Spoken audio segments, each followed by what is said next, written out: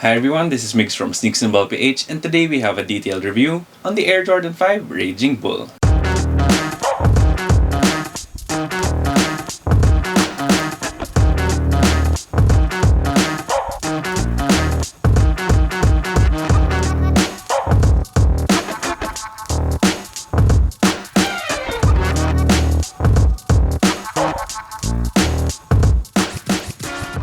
Before we get started, if you do like this video, please make sure to leave a thumbs up down below. Then if you have any comments, questions, or any suggestions for future videos, please feel free to leave them in the comment section down below as well. Then I'll also be leaving a link to the SNBPH Sneaker Hunters Facebook group in the description box as well. So I do hope you can join because that is a place where we talk about sneakers quite a lot, and it's also where I host my monthly giveaways. Then if you haven't already yet and you like the sort of content that I put out, please make sure to subscribe to the channel as it does really help us out quite a lot. Then with that out of the way, we do have the 2021 retro of the Air Jordan 5 Raging Bull, or some would call it the Toro Bravo. And it doesn't really matter whether you prefer calling it the Toro Bravo or the Raging Bull, because essentially Raging Bull is just a rough translation of Toro Bravo. I am really happy that I got this shoe because it is a shoe that, once they started leaking that it might release this year, I kinda had it listed on my planner as one of the shoes that I had to get. And lucky enough, it seems like Jordan Brand did make a lot of pairs of these, and I was able to get that retail dub. This is the first time that the Raging Bull Jordan 5 has been retroed because it last came in a pack in 2009, which consisted of this red Raging Bull or Toro Bravo Jordan 5 with an all-black reflective Jordan 5 pair as well.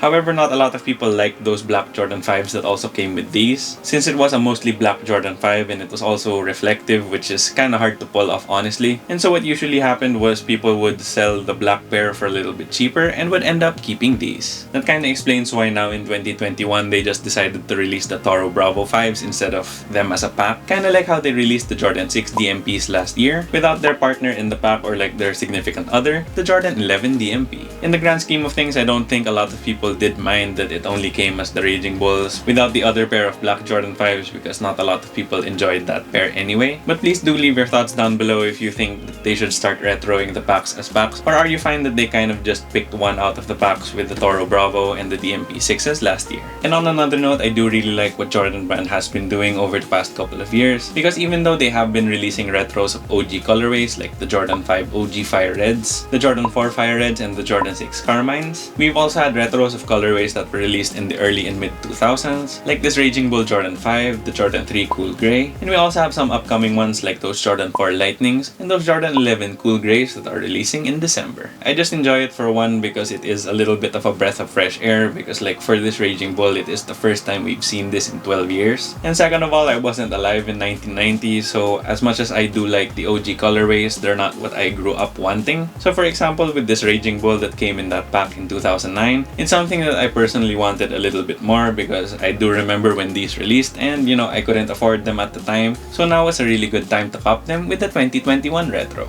I also want to give props to the box because it isn't your typical Jordan 5 box. Instead, what you have is a box that's inspired by the original packaging of the pack, because you have this sort of barn looking design with all of that wood and this red Jumpman on top. You also do have Toro Bravo etched in here at the back, and that is a cool touch. And I do like how they paid homage to the original pack, even though, it only released by itself this time. Then for the tech specs on the Jordan 5 Toro Bravo, here on the outsole you have this herringbone traction, and it's on that icy translucent rubber here at the forefoot and the heel. You also do have black solid rubber here at the tip of the toe, as well as the midfoot. The traction on the Jordan 5 is definitely more than adequate for casual use, but if you were to actually play basketball in Jordan 5s, the traction is actually quite good. It isn't Jordan 1 level traction because those are just on a different level, but the Jordan 5 does actually have one of the better tractions from the earlier Jordan models. It is also pretty durable, so whether you use these for playing basketball or just walking around, it will last you a pretty long time. Then moving on to the cushion, the Jordan 5 does have a full-length polyurethane midsole with a visible air unit here at the heel and an encapsulated air unit here in the forefoot. Polyurethane is a pretty basic and pretty old cushion setup, but ever since those OG Fire Red Jordan 5s, they have felt a lot more comfortable, and I really do think the Jordan Brand kind of changed up that polyurethane compound, and it's actually pretty comfortable, but it's definitely not gonna be like Zoom or React foam, but it is a nice and neutral cushion setup with a little bit of comfort and a little bit of bounce back. Then for the materials, the Raging Bull Jordan 5 does make use of an all red suede upper, and this has actually been a big topic of discussion because a lot of people say that it's not as good as the originals. And though I don't have a pair of OG Raging Bull 5s, I do see pictures and I did see videos of the OGs, and it does seem like they used a cheaper quality quality suede, but it is pretty par for the course of what we've been getting because this is the same suede as we saw with the Jordan 5s, as well as those all-purple Jordan 5s that released last year. Definitely feels nice having an all-suede shoe, and though the quality isn't the same as the 2009 pair, it's still pretty good all things considered. It is a bit of a short and kinda rough suede, but they did use actual suede, so for that it still does feel premium, but the quality isn't anything mind-blowing, but it also isn't terrible as well. Then for the other materials, you do have this smooth reflective synthetic on the top of the tongue, your signature rubber netting here on the mid panels as well as the tongue, plastic on the eyelets and the signature lace lock, and this very well padded and fuzzy sock liner. Then for fit and sizing, I did go true to size and it actually fit me pretty well. The Raging Bull Jordan 5 does make use of that OG Jordan 5 shape that we also saw with the OG Fire Red Jordan 5s as well as the Stealth 2.0 Jordan 5s, and with that new shape it does look a little bit sleeker here at the toe, and it also has a little bit more extra length. It fits me pretty comfortably, especially here at the heel area and the midfoot, but there is a little bit of extra room here at the forefoot, but you know, I just use these for casual purposes, so it didn't really bother me and it still fit pretty comfortably. So my recommendation for the sizing is that if you like a little bit more space in your shoes, then you can definitely go true to size, and that will hold true whether you have narrow feet, wide feet, or normal width feet. But if you do want a perfect one-to-one fit where you know your toes are really filling out that forefoot, then you should definitely go down half a size in that case. It really depends on your preference, but I really wouldn't have minded whether I got this pair with my size 10 or down half a size with a 9.5. Then for the aesthetic details, here on the outsole you do have that clear translucent rubber here at the forefoot and the heel, and it does have that slight blue tint that we have been seeing with all of the clear outsoles from Jordan brand, and personally I don't really mind it. I know it's not how the OGs were because they just had those clear translucents without any tint, but eventually that blue tint does wear off the more that you wear your shoes. Then you also have black here at the tip of the toe and the midfoot, and on the midfoot you have embossed Jordan text. Then lastly, with this translucent here at the forefoot, you see this large red Jumpman. Then moving on to the midsole, you do see a little bit of that clear rubber coming up, and then for the polyurethane midsole, it is predominantly black. However, you do have a little bit of white here on the lateral and medial side of the forefoot, and you have a little bit of red here at the tips of the fighter jet teeth. Then moving on to the upper, that suede is all red everywhere, and I did see comparison pictures of these and the OG 2009 pair, and it does seem like the red on this 2021 retro is a little bit more dull, but in my opinion, in the end, it still is an all red shoe, so it's still pretty loud, so I didn't really have any problem with it, and it was still an auto cop for me, and it's a shoe that I will enjoy and I will wear a lot. Then here at the heel, you have that PE branding with that 3D Stitch 23, and a lot of people, including me, really love this detail because it also reminds you of those Black Tongue Fire Reds, as well as Michael Jordan's other Jordan 5 PEs. Then on the midfoot, you do have that clear rubber netting, and you also have it here on the tongue. I really love how the clear netting looks on Jordan 5s and Jordan 4s, however, of course, it will yellow eventually. Then you also do have red flat laces, and they don't come with any extras like a black or a white pair of laces, but I do really like the look of the red laces, so even if they did include like a white or black pair of laces in the box, I would have definitely still kept these red ones. Then you also have that signature Jordan 5 lace lock that's clear with this red on the middle, your reflective tongue as well with a black Jumpman stitched on there, and then for the other pieces of Jordan branding, you do have a black Jumpman as well on the heel, and Air Jordan on the patch behind the tongue.